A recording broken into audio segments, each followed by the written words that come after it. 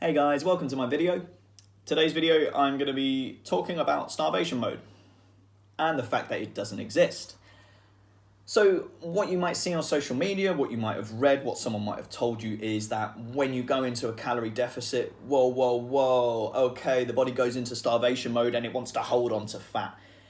That's a load of horse shit. So what they are getting at, what happens when the body goes into a deficit is it does downregulate some mechanisms in order to conserve energy.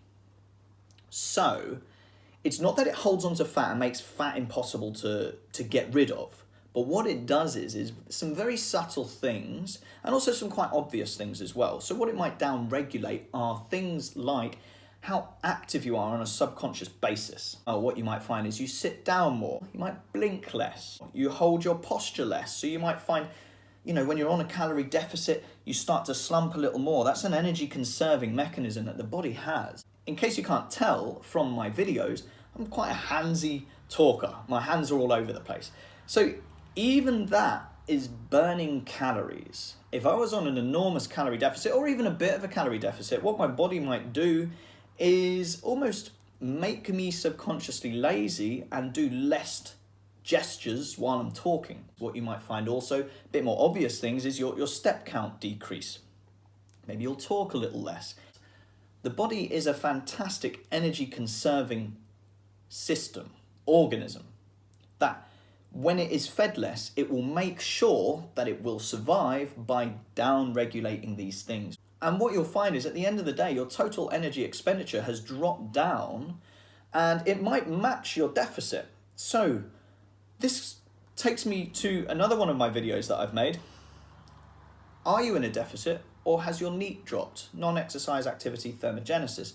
Has that dropped down to match that deficit? So if that's the case, we've got two options. We can either decrease the calories beyond where the body has dropped down.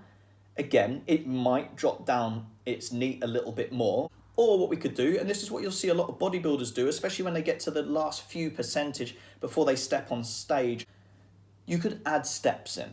So you can't really go that intense, especially if you are in quite an aggressive calorie deficit, because you don't have much energy to expend. If I was to tell someone who's on this quite aggressive calorie deficit to go to a HIIT class, that might be the last thing they're able to do. That might just use up all their energy for the day and their NEAT drops massively and they just stay on the sofa. So what is a really good one is just to look at your step count, increase it, and you'll probably increase your NEAT, and that deficit that you created via nutrition is staying put, and there we go, now we're in our deficit.